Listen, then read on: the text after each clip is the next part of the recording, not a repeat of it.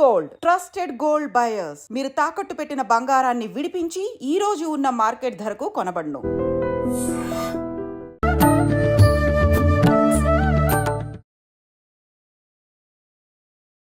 నమస్కారం, welcome to I dream. ధర్మ మార్గం విత్ విజిత కార్యక్రమానికి స్వాగతం. ప్రస్తుతం మనతో పాటు ఉన్నారు దివ్య విశ్వశక్తి పరివార్ ప్రచారకులు స్వామి ఓం స్వరూప్ గారు. ఇప్పుడు వారితో మాట్లాడి మన సందేహాలన్నింటినీ కూడా నివృత్తి చేసుకునే ప్రయత్నం చేద్దాం.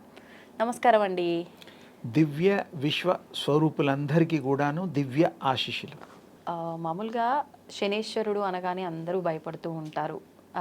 చాలామందికి ఏలినాటి శని అని, అష్టమ శని అని, అర్ధాష్టమ శని అని చెప్పి ఒక్కొక్కటి కొన్ని సంవత్సరాల పాటు వాళ్ళ జాతక రీత్యా వాళ్ళ పైన ప్రభావం ఉంటుందని అంటూ ఉంటారు. మరి శనేశ్వరుడికి సంబంధించిన ఒక రోజు అంటే ఆయన జన్మించిన తిథి త్రయోదశి అని చెప్పి, శనివారం ఆయనకు సంబంధించిన రోజుగా ఇలా మాట్లాడుకుంటూ ఉంటాము. అయితే ఇప్పుడు ఈ చైత్ర మాసంలో వచ్చే శని త్రయోదశి రోజున ఇలా ఏలినాటి శని ద్వారా కానీ మిగతా వాటి ద్వారా ఇబ్బంది పడుతున్న వాళ్ళు ఎవరైనా ఉంటే వాళ్ళు ఏదైనా చేసుకొని దాని నుంచి బయటపడే అవకాశం ఉందా? అంటే కొద్దో గొప్ప మొత్తం బయటపడకపోయినా దాని ప్రభావం తగ్గించుకునే అవకాశం కలుగుతుంది, సందేహం లేదు. వారి శని భగవానుల యొక్క కృప కరుణ కటాక్షాలు కలుగుతాయి చేసుకునే వాళ్ళని బట్టి. సాటర్న్ అని ఇంగ్లీష్లో అంటాము. శని గురించి కూడా కొంత మనం తెలుసుకుంటే కొంచెం బాగుంటుంది. శనీశ్వరుడు నిజంగా చాలా గొప్ప దేవుడు. ఎలా? ఆయన గమనమే స్లో. 17 ఏళ్ళు సగం ఏలినాటి శని ఇలాంటివి ఏదున్నా ఇందిరాగాంధీ గారు శని మహర్దశలో రాజ్యం వెళ్ళింది. ఇది ఏలినాటి శని ప్రభావం ఉన్న సమయం 17 ఏళ్ళు 17 ఏళ్ల సాటర్న్ పీరియడ్లో అమ్మ మన ప్రైమ్ మినిస్టర్ ఆఫ్ ఇండియా తల్లి అంటే ఆవిడకి మంచి జరిగింది కదా. కాంబినేషన్స్ ఉంటాయి, అది వేరే విషయాలు. శని మంచి చేసే దేవుడు అని ఎందుకు అంటున్నాను అంటే భయపడకుండా ఉండడం కోసం ఒకటి. రెండోది అర్థం చేసుకోవాలి, శనీశ్వరుడి యొక్క గమనం నడక నెమ్మది వేరే ప్లానెట్స్తో కంపేర్ చేస్తే. తర్వాత రియలైజేషన్ ఇచ్చేటువంటి శనిదేవుడు. ఓకే, ప్రతిదీ మనకు అర్థం అవడానికి మనకి తెలుసుకోవడానికి టైం ఇస్తాడు.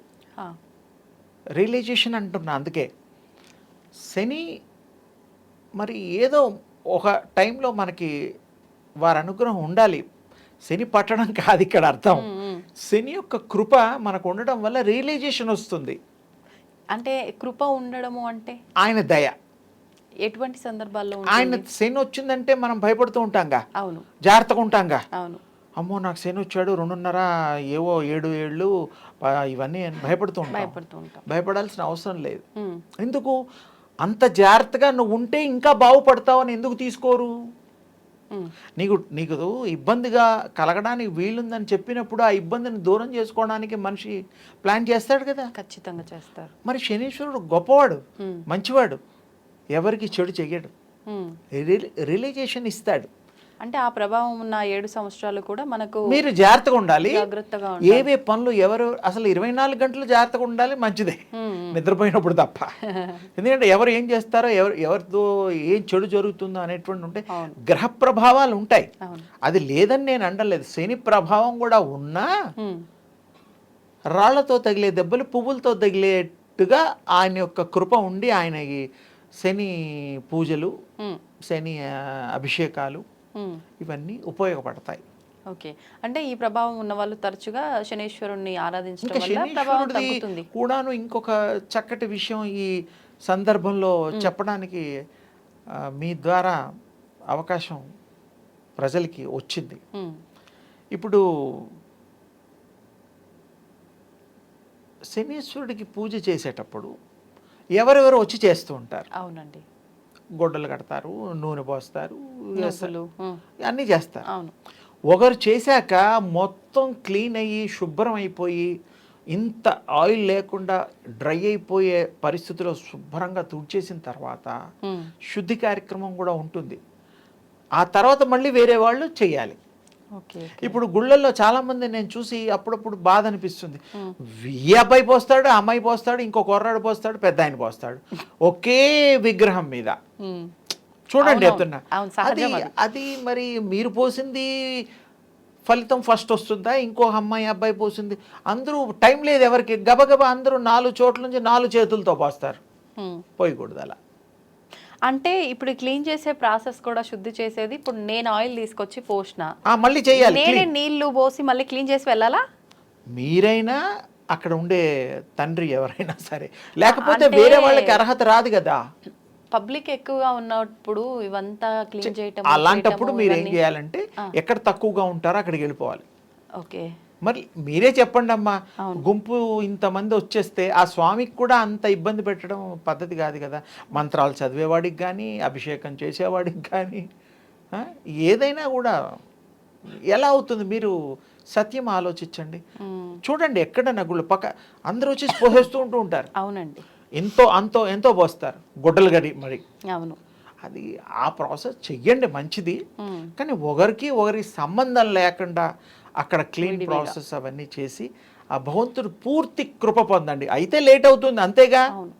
మరి ఆ రోజు అంత ఫిక్స్ చేసినప్పుడు, త్రయోదశి అన్నప్పుడు, శని త్రయోదశి అన్నప్పుడు ఆయన కృప కావాలి అన్నప్పుడు మరి ఆయన సంతోష పెట్టాలి, ఆయనకి ఏమేం కావాలి అన్నీ సమర్పించాలి కదా. అవును. మరి చేయాలి, తప్పదు. ఇక అందరూ కలిసి చేస్తే ఇక ఫలితాలు కూడా అలాగే ఉంటాయి. మరి నేను చెప్పక్కర్లా. అంటే ఫలితాలు రాకపోవడానికి అదొక కారణము. మీరే చెప్పండి. మరి ఒక బుడ్డాడికి ఒక్కొక్క ముద్ద పెడతాం. అమ్మమ్మ, నాన్నమ్మ, తండ్రి, పిన్ని అందరూ ఒక ముద్ద ఒకేసారి ఎలా పెడతారమ్మా? పోల్చడం కాదు, ప్రాక్టికాలిటీ చెప్తున్నా. ఒక్కొక్కరు పెట్టండి, ఏం కాదు. అలాగే ఒక్కొక్కరు పూజ చేసుకోండి. కానీ చేసుకున్నప్పుడు మొత్తం అయితేనే ఇది అవుతుంది. లేకపోతే అది ఒకరికొకరికి ఇబ్బందులు కూడా కలుగుతాయి. ఎందుకంటే వారు చేసిపోయింది శుభ్రం లేకుండా మళ్ళీ మీరు చేస్తే అవును అది కాంటాక్ట్స్ అవుతాయి. సూక్ష్మాతి సూక్ష్మమైనటువంటి అర్థం ఉంటుంది దాంట్లో. ఓకే. అదేమిటంటే మరి అందరికీ తెలియాలని ఇంత క్లియర్గా చెప్పడం జరిగింది. అది ఫలితం తప్పకుండా వస్తుంది, చేసుకోవచ్చు. రోజు కూడా అభిషేకం చేసుకోవచ్చు. మాస శివరాత్రి వచ్చేటువంటిది ఎలాగైతే చేసుకుంటున్నామో అలాగే శనేశ్వరుడికి మనం ఎవరికి ఏదైనా చేయదలుచుకుంటే చేసుకోవచ్చు, మంత్రం చదువుకోవచ్చు, చెయ్యొచ్చు, ఆయన కృప పొందొచ్చు, ఆయన అనుగ్రహం తప్పకుండా ఇప్పుడు ఉంటుందమ్మా. ఆయన దయ ఉంటుంది మన మీద. ఆయన ఒక్కటే మనకి ఏదైనా ఏ ఎఫెక్ట్ అయినా స్లోగా చేస్తాడు, ఇమీడియట్గా యాక్సిడెంట్ చేయడు, ఇమీడియట్గా మిమ్మల్ని మీకు చెడు చేయడమ్మా. వేరేవన్నీ ఇమీడియట్గా కొన్ని అయ్యే గ్రహాలు ఫోర్స్ ఉంటాయి. సాటర్న్ స్లో, నిజమైన మంచి దేవుడు. అంటే మంచైనా చెడుగానే జరుగుతుంది, స్లోగానే జరుగుతుంది, చెడైనా స్లోగానే జరుగుతుందా? ప్రభావం అనేది స్లోగానే ఉంటుంది. ప్రభావం స్లోగా ఉంటే మీకు మంచిది కదా, తొందరగా అయితే కష్టం కదమ్మా. అంటే ఈలోపు మనం ఏదో ఒక నిర్ణయం తీసుకొని దాన్ని మార్చుకునే రియలైజేషన్ అని అందుకే మాట్లాడా. ఏదన్నా జరగబోతోంది కరెక్ట్గా ఆలోచించాలంటే టైం కావాలి. సెకండ్లో నువ్వు చేయమంటే ఎట్లా చేస్తాం మనం? అవును. ఏదో బెడ్ మీద పడుకొని డాక్టర్స్ అంటారు ఇమీడియట్ ఆపరేషన్ అన్నట్టు కాదు కదా. సజెషన్ తీసుకోవడానికి కొంత డబ్బు చూసుకోవాలి, బెడ్ మీద అవసరం. అది ఇప్పుడైతే ప్రత్యేకించి ఆ రోజున మనం చేయాల్సింది నవగ్రహాల ప్రదక్షిణలు. ముందు శనేశ్వరుడికి సంబంధించింది విశేషంగా వారికి ఎవరెవరికి ఏ విధంగా ఇస్తామో నువ్వులు సంబంధించిన తైలాభిషేకాలు ఇవన్నీ చేస్తే చాలా మంచిది. ఇప్పుడు పూర్తిగా తడవాలి కూడా విగ్రహం. ఓకే. అది ఇంకొక పాయింట్. మొత్తం ఎక్కడ తడవకుండా కాదు, మొత్తం కంప్లీట్గా డిప్పు లాగా అనుకో, తడిస్తేనే అప్పుడు ఆ స్వామికి అది పద్ధతి. ఏదో వేసామంటే ఒక స్పూన్ వేయడం అలా కాదమ్మా.